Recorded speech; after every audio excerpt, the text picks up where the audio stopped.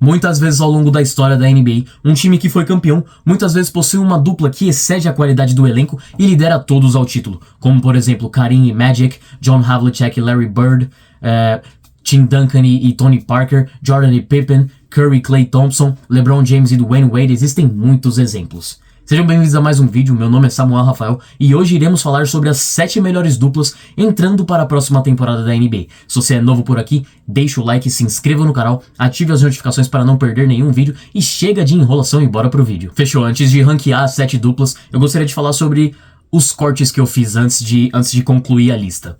Eu deixei de fora Stephen Curry, Jimmy Butler e Anthony Edwards e Julius Randle. Duas duplas que eu tive muita dificuldade, fiquei lutando com a sétima dupla que eu coloquei nessa lista, né? Mas essas três, principalmente Curry e Jimmy Butler e Anthony Edwards e Julius Randle, eu tive dificuldade, fiquei pensando, mas eu consegui concluir o meu raciocínio.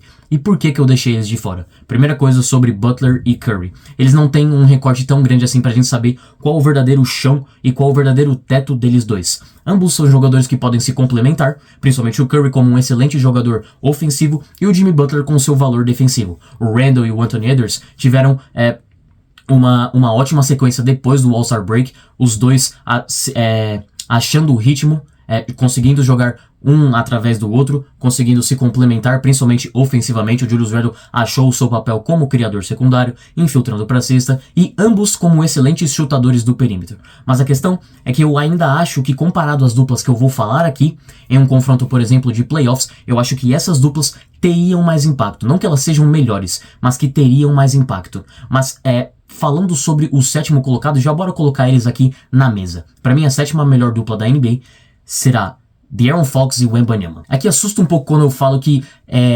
Wemby e De'Aaron Fox vão ser mais impactantes do que as duplas que eu citei anteriormente. Mas a questão é que a gente não tá falando sobre coletivo, estamos falando sobre a dupla em si, apenas dois jogadores. E quando eu falo sobre Fox e Wemby, o potencial desses dois é absurdo, porque estamos falando de um armador que tem qualidade para pontuar 25 pontos por jogo, 8 assistências. O Wembanyama vai vir para uma temporada de MVP, vai evoluir. Então, o jogo coletivo desses dois em pick and roll, em pick and pop, um espaçando a quadra para o outro, vai ser muito interessante de se acompanhar. E a gente fala que o chão deles já é alto. Imagina o teto, correto? Porque o Fox é um slasher shooter. Ele consegue infiltrar e chutar ao mesmo tempo. Então a gravidade que ele traz para o jogo do Wembanyama é absurda. E o Wemby também da mesma maneira, trazendo gravidade para o De'Aaron Fox jogar no off-ball, jogar sem a bola, correto? Na temporada regular, juntos eles tiveram, somando os dados deles, né? Eles tiveram 48 pontos, 16 rebotes e 10 assistências, somados. Então imagina quando o Wemby pontuar ainda mais pontos e o De'Aaron Fox, sem lesões, com uma temporada saudável, voltar àquele nível de 25 pontos por jogo dele. Então é um chão absurdo. E falando sobre o playmaking dos dois, é impressionante, cara, porque os dois conseguem armar para o time. E o lado defensivo pesa muito também, porque você tem provavelmente o defensor do ano ao lado de um armador que já no seu prime, em 2021, 2022, ele foi o líder em steals, o líder em roubadas de bola. Então você tem um mix de defesa de perímetro com defesa de interior. Mas a principal qualidade que eu gostaria de trazer aqui é sim o lado ofensivo. Sexta posição, Karl-Anthony Towns e Jalen Brunson. Na temporada regular, juntos eles somaram 50 pontos, 16 rebotes e 10 assistências. Outra dupla de armador e pivô.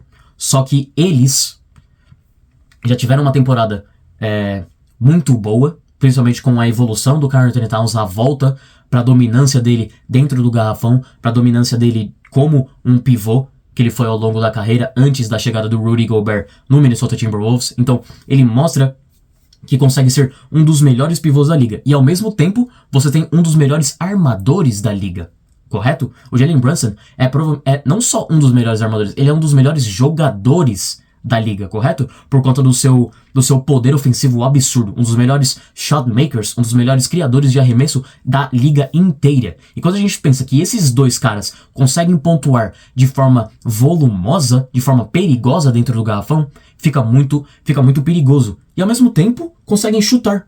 Ou seja, são dois jogadores similares, só que em posições diferentes. Então, um cobre o outro, diferentes porções da quadra. O Jalen Brunson no topo com o Karl-Anthony Towns lá embaixo, ou o contrário, num pick and pop, Jalen Brunson recebeu o screen do Karl-Anthony Towns, passa para o Towns e o Towns chuta para 3. Então, ao longo dessa temporada, na temporada passada, eles foram para as finais de conferência muito por conta dos dois.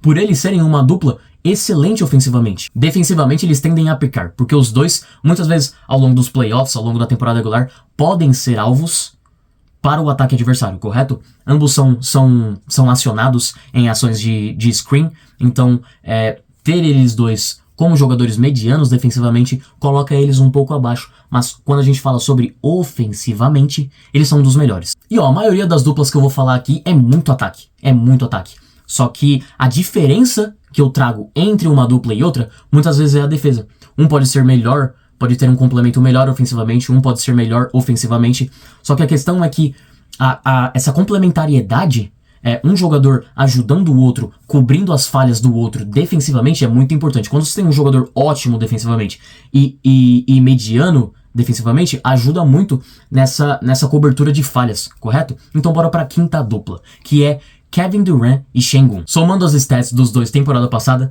eles tiveram 46 pontos, 16 rebotes e 9 assistências. Estamos falando sobre dois jogadores de frontcourt aqui.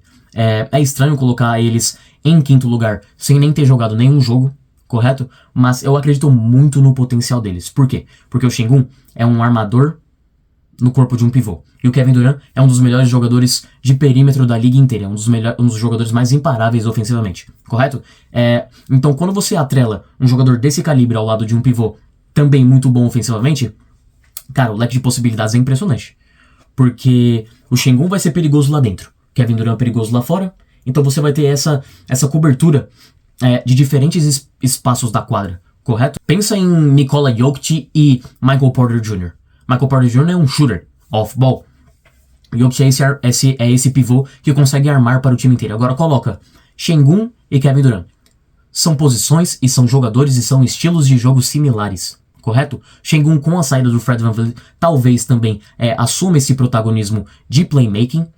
Então ele vai ter muito a posse da bola, seja do cotovelo, seja do elbow, seja no topo, seja no post. Então o Kevin Durant vai ter uma importância muito grande do perímetro, seja na meia distância, na bola tripla, infiltrando para a cesta. Então um vai complementar o outro através de ações off-ball. Eu acho que isso vai acontecer muito. O Kevin Durant trazendo a bola em transição ofensiva e colocando o Sengun no post através da sua gravidade, porque muitas vezes o KD ao longo da carreira sempre recebe dobras e o Sengun vai usufruir dessas dobras, ou o contrário, Sengun vai se tornar provavelmente essa temporada um dos jogadores mais perigosos no post, e aí é que o Kevin Durant entra. Faz tempo que ele não joga com um pivô de qualidade como o Sengun, então ter essa gravidade dentro do garrafão, quando a defesa colapsar lá dentro, fala, opa, o meu parceiro não tá aguentando o Sengun, eu vou ter que dobrar nele.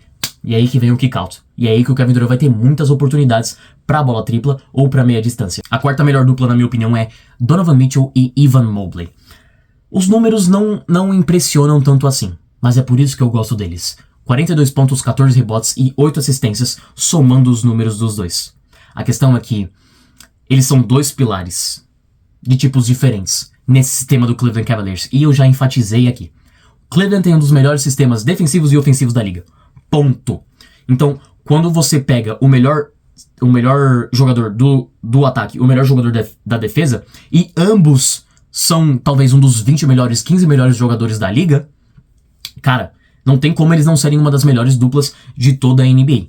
Porque o Spider Mitchell é o pilar ofensivo. Ele é um jogador de perímetro muito bom ofensivamente. Quando ele esquenta, é impossível parar. Um pull-upper, correto? Ele é um dos jogadores mais perigosos quando ele esquenta para a bola tripla, e ele também consegue infiltrar, e é através dessa infiltração que entra o Evan Mobley. Evan Mobley, ele é um excelente jogador no off-ball, cortando do corner, vindo da zona morta, ou em ações de pick and roll. Ambos, talvez tenham um dos melhores jogos de dois homens aqui, correto? Porque quando o Spider Mitchell tá em uma ação de pick and roll com o Evan Mobley, é extremamente perigoso, ainda mais quando a gente pensa na evolução na bola tripla do Evan Mobley. E como eu disse anteriormente, defesa. Evan Mobley é o defensor do ano.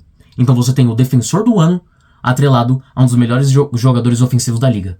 Cara, é um peso absurdo, ainda mais quando a gente pensa na competitividade, no quão competitivo é o Cleveland Cavaliers, correto? E eles são isso por conta desses dois jogadores. Em terceiro, LeBron James e Luka Doncic. Não tem como. Olha o número dos dois somados. 52 pontos, 16 rebotes, 16 assistências. Ambos são máquinas de triplos duplos. Ambos ambos conseguem criar para o seu time e criar para você mesmo. Volumoso, ambos têm volume ofensivamente, pontuando, ambos têm volume na armação, ambos têm volume no rebote, correto? São dois jogadores similares, só que a gente pensa que um tá no prime e o outro já tá no fim de carreira, mas ainda assim é um dos melhores da liga. A questão é que exatamente isso, os dois, saiu o ranking da ESPN ontem, os dois são top 10, LeBron James em 8º lugar e Luka Doncic em 3º. Você ter 2 dos 10 melhores da liga no mesmo time, cara, não tem como eles não ser uma das 3 melhores duplas. Com uma temporada completa, com uma off-season de treinamento completa, entrando para a próxima temporada com o Luka saudável, no shape, e o LeBron James também. Toda temporada ele tá focado, mas eu acho que ele tá um pouquinho mais essa temporada, um pouquinho mais animado, correto? Ter o Luka Doncic como ponto central do ataque e o LeBron James off-ball, cara, é absurdo. A gente viu isso por pouco tempo temporada passada. Pensa nisso. A gente não viu todo o potencial dessa dupla ainda. Ok?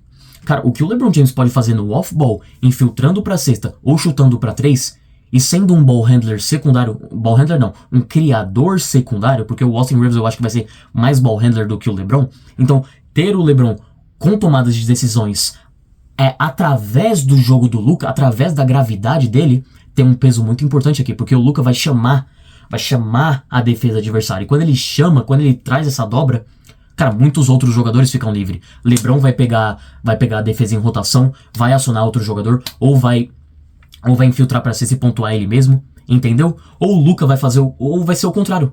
O Luka vai usufruir da gravidade do LeBron, infiltrando pra cesta e vai chutar pra 3. Cara, um complementa o outro. Em segundo lugar, Nikola Jokic e Jamal Murray. Eu não posso desrespeitar uma dupla que foi campeã há 2 anos atrás, correto? Em 2023. As stats deles somadas são 51 pontos, 16 rebotes e 16 assistências. A qualidade deles não é tão visível durante a temporada regular. Só que quando eles entram nos playoffs, irmão, o que o Jamal Murray se torna? Ele se torna um dos melhores armadores da liga do nada. Um dos melhores criadores de arremesso da liga do nada, correto? Mas a questão está no jogo de 2 homens entre eles. É impossível parar. É impossível parar, porque quando você tem o Jokic numa ação de handoff com o Jamal Murray, o que você vai fazer? Se você subir no nível, se você defender no nível do screen e tentar contestar o Jamal Murray, ele vai passar pro Jokic, o Jokic vai cortar pra cesta e ponto. Acabou. Se você não defender no nível do screen, o Jamal Murray vai chutar pra 3 na sua cara. Entendeu? Não tem muito o que você fazer sobre essa dupla. Porque através desse jogo de 2 homens, ambos podem pontuar e ambos podem acionar os seus outros jogadores. E a questão não tá nem muito no tático, tá no entrosamento, correto? Porque ambos conhecendo um ao outro, ambos com anos de NBA, um ao lado do outro, eles já se entendem. Então eles já sabem o que vai acontecer, como a defesa tá se portando contra eles, o que eles podem fazer para superar essa defesa e como eles podem acionar os seus outros jogadores. E, como eu disse, entrando nos playoffs, eles são dos mais difíceis de parar. Porque mesmo com uma eficiência ruim, com desempenho ruim contra o Oklahoma City Thunder, eles dois foram os principais motivos para levarem o OKC a 7. Entendeu? Falando em Oklahoma City Thunder, eles são a melhor dupla da NBA. J-Dub e Shai Gilgeous-Alexander. Não tem como, irmão. Stats somadas: 54 pontos, 8 rebotes e 11 assistências. Nada muito uau, mas muito bom também, correto? Por quê? Vamos começar pela defesa. Eles dois são 2 dos melhores jogadores defensivos de perímetro da liga. J-Dub também, defensor de post, correto? Ambos podem ser acionados em ações de troca, defensivamente. Então eles eu ia falar que não tem falhas, mas eles trazem uma eficiência defensiva muito boa. E isso já torna a dupla excelente. Porque se a gente for passar as outras duplas aqui, cada dupla tem um jogador defensivo mediano. Jamal Murray, mediano. LeBron James já não é o defensor de antes. Mas Luka Doncic também, mediano. Spider, mediano. KD também já não é o defensor de antes. Sengun também já não é um defensor elite. Karl Anthony Towns e Jalen Brunson, como eu disse. E o De'Aaron Fox também não é aquele jogador de perímetro na defesa. Ou seja, eu tô citando uma dupla aqui que tem um valor defensivo absurdo. Agora, ofensivamente, ambos são 2 dos melhores playmakers da liga. O J-Dub, com a sua versatilidade, correto? Ele usufrui da gravidade do Shai, e o Shai também, ele é um dos melhores playmakers por conta do seu talento na pontuação. Então, quando você tem dois jogadores que conseguem criar o próprio arremesso e também armar para o time, como muitas das outras duplas que eu citei aqui, mas eles fazem de uma maneira fluida e impostada, que te dá, como que eu posso falar? Que pressiona a defesa, muito por conta da defesa, como eu disse, o valor defensivo deles. Eles fazem com que a defesa cometa turnover e aí já partem pro ataque. E é aí que vem o playmaking deles em ação, ou a pontuação. E meia quadra também. Ambos são dois jogadores excelentes pontuando dos 3 níveis. Chutam pra 3, chutam na meia distância e infiltram. Então, por conta deles serem campeões, é que eu concluo que eles devem ser considerados a melhor dupla. Porque quando o Jason Tatum e o Jaylen Brown estavam ganhando o título, você via o jogo deles, você também não era um jogo volumoso em questão de números, em questão de highlights, mas a eficiência estava ali. E o JW e o Shai se portam da mesma maneira. Enfim, é um assunto muito interessante quando a gente pensa que todos esses times possuem chance de título, menos o San Antonio Spurs, claro.